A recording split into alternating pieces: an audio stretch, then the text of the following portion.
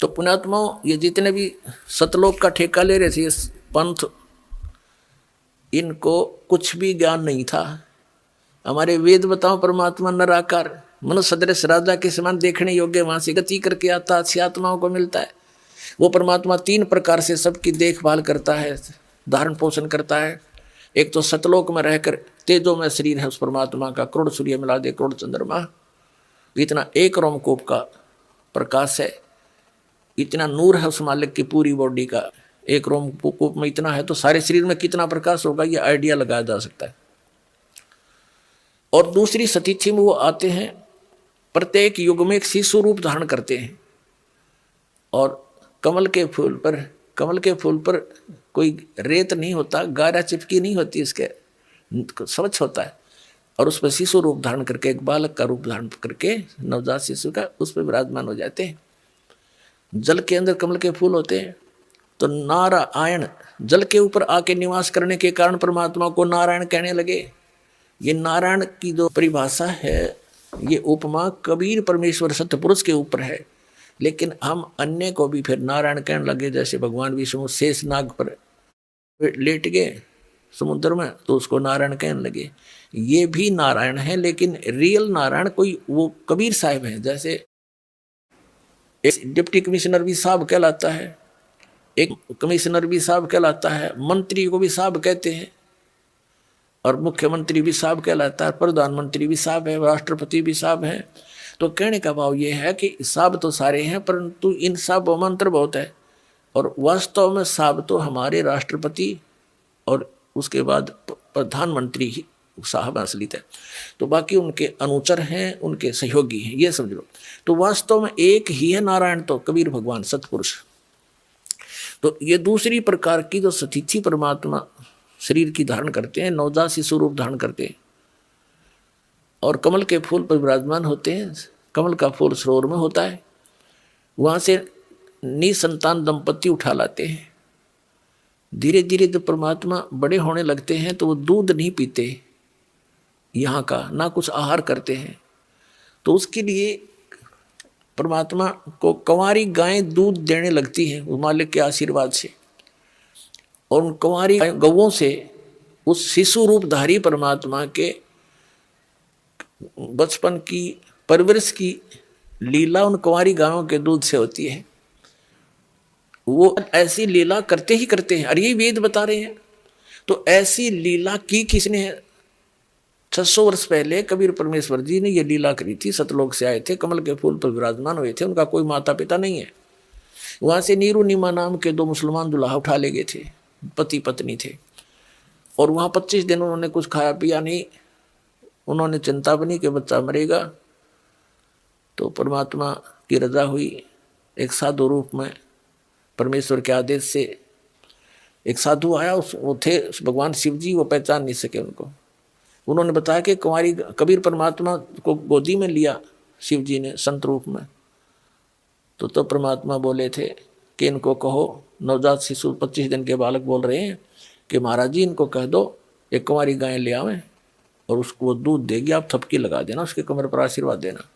ऐसा ही किया गया। वो कुंवारी गाय दूध देने लगी, कबीर परमात्मा पिया करते थे।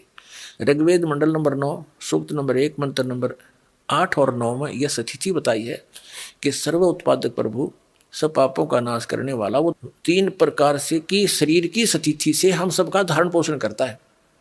तो दूसरे प्रकार की ये सतिथि ये नवजात शिशु रूप धारण करके आते हैं। फिर धीरे धीरे जो कुंवारी गाय के दूध से उनकी परवरिश की लीला होती है। फिर धीरे धीरे बड़े होते हैं तो छोटी उम्र में 5 वर्ष की आयु में ही बड़े बड़े विद्वानों के छक्के छुड़ा देते हैं, क्योंकि वो उपदेश करने के उद्देश्य से यथार्थ ज्ञान देने के लिए ही आते हैं। 600 वर्ष पहले परमात्मा आए थे, 120 वर्ष तक ये रहे और ये लीला करके चले गए थे। ये तत्व ज्ञान का प्रचार कर गए थे। और आदरणीय धर्मदास साहिब जी ने लिपिबद्ध करके कबीर वाणी, कबीर सागर, कबीर बीजक ये ग्रंथ बनाए थे। वो आज दास के पास उपलब्ध हैं। उनके रहस्य को भी परमात्मा ने दास को ही समझाया है। ये कबीर पंथी जो पहले वाले नहीं समझ सके, जिस कारण से ये गलत नाम जाप करते रहे। सतनाम का इनको पता नहीं, वो 2 अक्षर का नाम है, तो सभी कुछ भूला हुआ था। तो तीसरी जो सतिथि है उनके शरीर की, तीसरी है वो कहीं भी आ जाते हैं, साधु संत रूप में प्रकट हो जाते हैं। ऋषि, जैसे पहले ऋषि परंपराएं थी सतयुग त्रेता द्वापर तक, तो ऋषि रूप में आते थे, ऋषि कहलाते थे। सतयुग में सत्सुकृत ऋषि, त्रेता में मुनिंद्र ऋषि, द्वापर में करुणा में ऋषि, और कलयुग में संत मता चलाया परमात्मा ने। तो कलयुग में कबीर संत, कबीर जी को कवि भी कहा करते थे। ऋग्वेद मंडल नंबर 9 सूक्त नंबर 96 96 के मंत्र 16 से 20 तक की समस्या हल कर रखी है, स्पष्ट कर रखा है कि हे परमात्मा आप अपना गुप्त जो नाम है रहस्य वाला वो बताओ।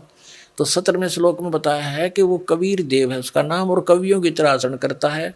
उस तत्व ज्ञान को कवित्व से यानी पद्य भाग में बोल बोल के लोकोक्तियों के माध्यम से उच्चारण करता है, जिस कारण से वो एक प्रसिद्ध कवियों की भी उपाधि प्राप्त करता है। लेकिन वो होता है कबीर देव भगवान, वो अमर पुरुष होता है, सतपुरुष होता है, और वो सतलोक में रहता है, तीसरे भाग में, तीसरे लोक में, मुक्ति धाम में विराजमान है, सतलोक में। वहां से गति करके आता है वही परमात्मा, ऊपर से सतलोक से ऊपर चौथा लोक है उसमें भी विराजमान है, और जहां से सबकी उत्पत्ति हुई है वो मूल स्थान है अकह लोक। और वो परमात्मा ऐसे आता है जैसे मनुष्य सुंदर शरीर धारण कर लेता है, ऐसे मनुष्य जैसा शरीर यानी वस्त्र धारण कर लेता है, ऐसे वो परमात्मा अन्य रूप बना करके यहाँ आता है। तो ये लीलाएं की किसी ने, कबीर परमेश्वर ने।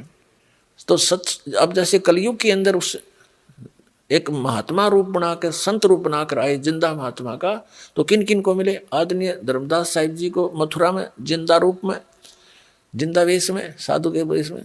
आदरणीय मुल्कदास साहिब जी को, आदरणीय नानक साहिब जी को बेई नदी में जिंदा महात्मा के रूप में मिले, बेई नदी पर, और उनको गुप्त करके दरिया में डुबोने का बहाना करके और सचखंड लेकर गए। आदरणीय दादू साहिब जी को, आदरणीय गरीबदास साहिब जी गांव छुड़ानी जिला झज्जर वाले को, आदरणीय गीसादास साहिब जी को गांव खेखड़ा जिला मेरठ उत्तर प्रदेश वाले को। तो ये जो लीलाएं वेद सदग्रंथ बताते हैं वो लीला किसने की? कबीर देव ने। कबीर साहब जो काशी के अंदर धानक दुल्हा रूप में रहे थे, जब वेद जिसका गुण गावे, आंखों देखा संत बतावे, वह लीला करी किसने? कबीर साहब ने। तो हु इज गॉड? कबीर दुल्हा धानक, कबीर इज गॉड, वो कबीर परमात्मा है।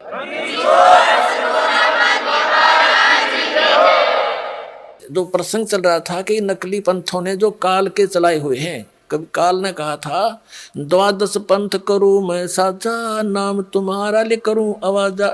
12 पंथ नाम जो ले ही, मेरे मुख में आन समोई। और अनेक पंथ चलाऊं, या विद जीवों को भरमाऊं। जाओ जोग जीत संसारा, जीव न माने कहा तुम्हारा। जीव तुम्हारा कहा न माने, हमारी ओढ़ हो बाद बखाने।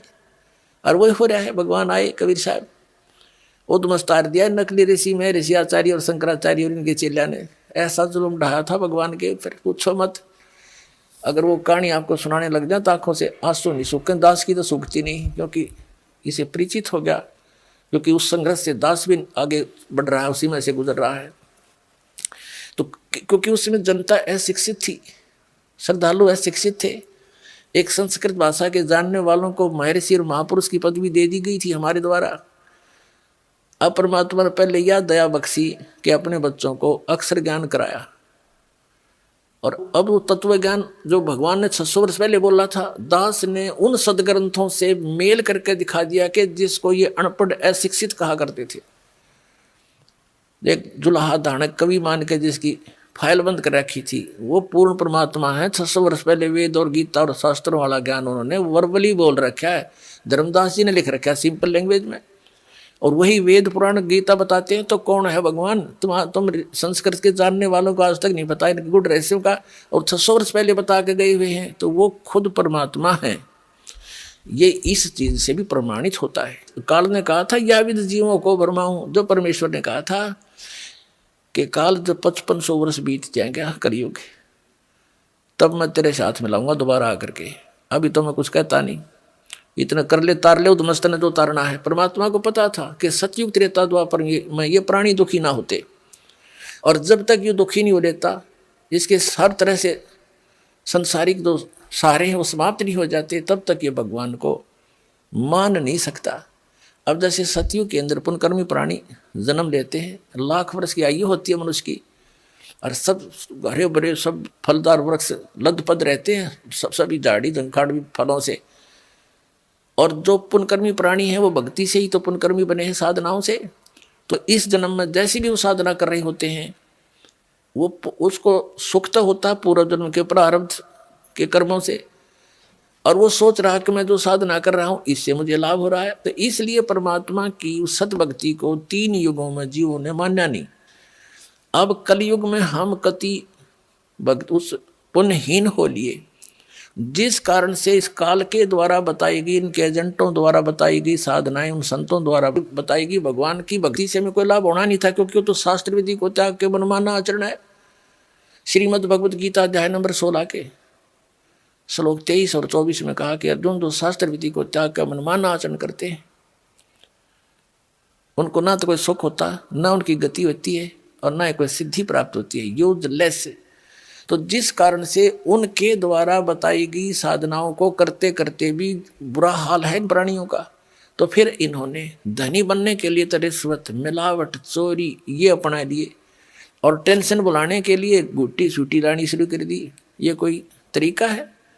अब जो भगवान से हम इच्छा करते हैं भगवान हमें सब कुछ दे सकता है, तो वो देने वाला भगवान का ज्ञान नहीं, कौन सा परमात्मा जो सब कुछ दे सकता है और सब दुखों का निवारण भी कर सकता है, उसकी तो हमारे को झलक भी नहीं लागने दी अज्ञानियों ने। तो उसने स्वयं आकर ही अपनी जानकारी देनी पड़ती है। आप पे आरती, आप पे साजय, आप पे किंगर, आप पे बाजय, आप पे ताल झाल जनकारा, आपने से आप देखे ना रहा, कह कबीर ऐसी आरती गाऊं, आप पा मध्य आप सुनाऊं।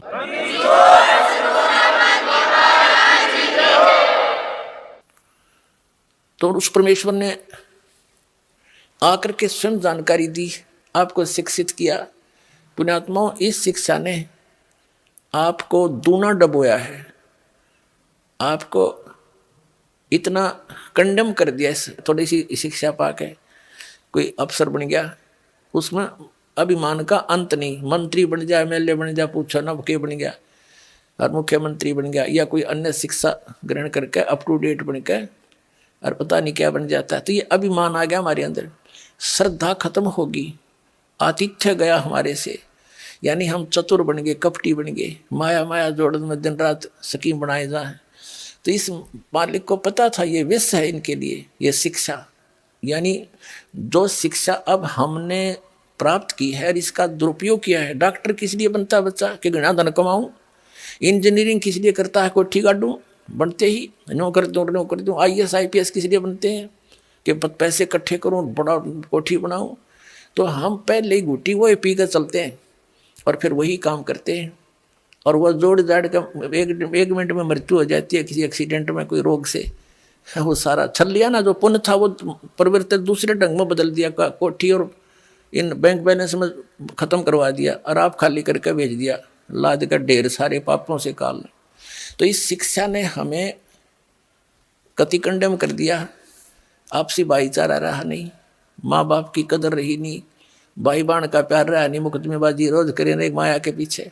तो मालिक नहीं चाहा था इनके ये विष इन तक आने दूँ, लेकिन यह मजबूरी थी।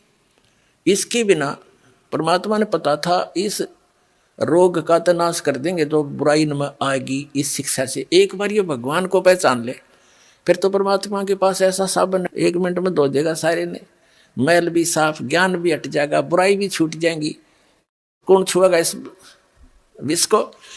तो इसलिए परमात्मा ने आपको शिक्षित करना पड़ा, अक्षर ज्ञान दिया। वेदों और गीताओं और सभी नकलियों के अनुभव से तुलना करके ही आप उनको छोड़ सकते हो, पहचान सकते हो ओरिजिनल और डुप्लीकेट को। अभी तक हमारे पास ये विकल्प नहीं था कि ये संत कह रहा है यह सच्ची है, यूँ कह रहा है यह सच्ची है, तीसरा कह रहा है वो सत्य है, या चौथा कहता है वह सत्य है। जिसके वचन हम सुनते थे हमने सारे अच्छे लगे थे, क्योंकि हमने कुछ पैमाना तो था नहीं, तोल जा, हमारे पास वो बट्टा नहीं था जिस पर झटके तोल लें कितना वजन है इसमें। इबदास ने वो दे दिया पैमाना आपको, वो परमात्मा के दिया हुआ ISI मार्ग का, कि इन नाप जाएंगे। 2 मिनट में नाप दिए सारे सारे कच्चे रे कच्चे, एक नहीं पाया डंका।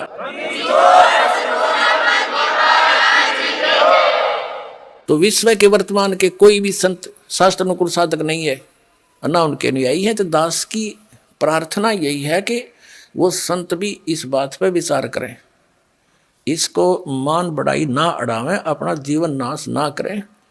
और ये तो इस मार्ग ने तो वो रोक के नहीं सकते, या तो भूल जाना।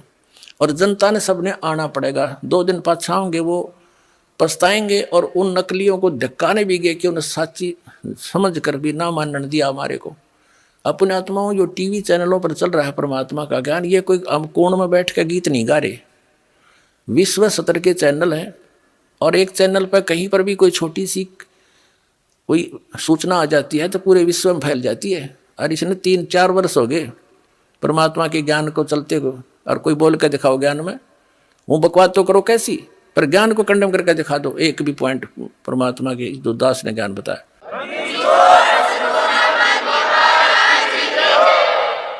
तो इससे सिद्ध है कि वो बुद्धिमान व्यक्ति है, संत कोई बालक नहीं है, उन सब ने देख लिया है। अरीब तो वो यहाँ रुके हुए हैं कि नंबर दे जितने नंबर है। एक पंडित जी था, काशी विद्यापीठ पर टिकाया वो ब्राह्मण। एक राजा ने कोई हवन कराना था, अनुष्ठान कराना था, उसका न्योता दिया, उसको रोजाना 1 रुपया दान दक्षिणा दे देते। वो पाठ करने लग गया, 1 महीने का कराना था। अब उस विद्वान की पत्नी अपना, क्योंकि पैसा मिलने लगने के बाद यू काल फिर अलग से रंग दिखाता है, वह बढ़िया तो कपड़े पहने और गले में अपने बढ़िया जेवरात आभूषण बनवा लिए। तो पानी लेने के लिए, जल लेने के लिए कुएं पे इकट्ठी होया करती बहनें। तो ब्राह्मणों के कुएं अलग होते थे, अन्य जाति वालों के अलग अलग हुआ करते थे। तो सब ब्राह्मणी इकट्ठी होती, तो वो पूछती कि ये नए नए आभूषण तू कैसे खरीद रही है।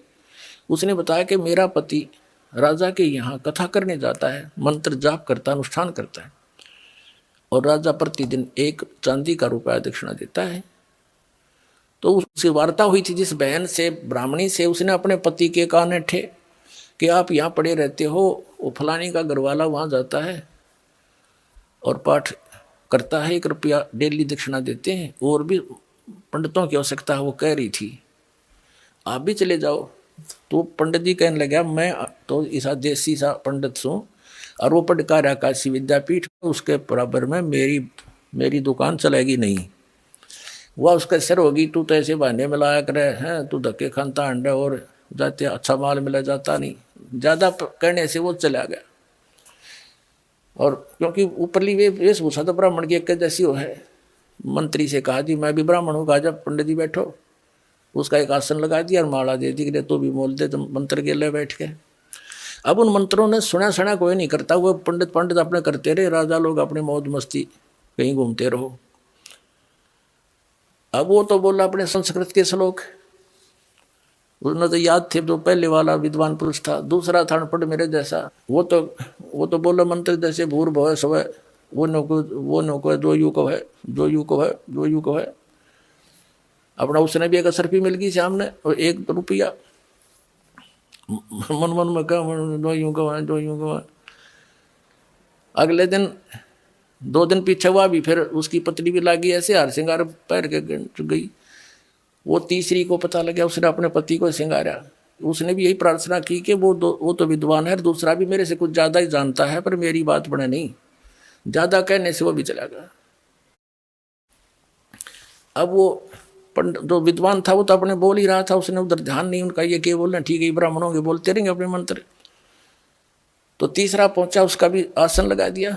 पहला अपना संस्कृत बोल रहा है श्लोक शुद्ध, दूसरा है, तीसरा न्यू गए कब तक नंबेगी, कब तक नंबेगी, कब तक नंबेगी, कब तक नंबेगी, कब तक नंबेगी, मारी बकवाद। तो उसको भी शाम को 1 रुपया मिल गया। उसकी पत्नी ने फिर ऐसे ही अपना रूप बदला। तो चौथे से भी फिर ऐसी ही बात हुई, चौथा भी शंकर का चला गया, उसका भी लगा दिया वहाँ पर आसन। अब पहले वाला तो बोलता है शुद्ध संस्कृत के श्लोक, दूसरा कहता है तीसरा कहता कब तक नंबेगी, कब तक नंबेगी, चौथा बोला नंबर दे जब तक नंबेगी।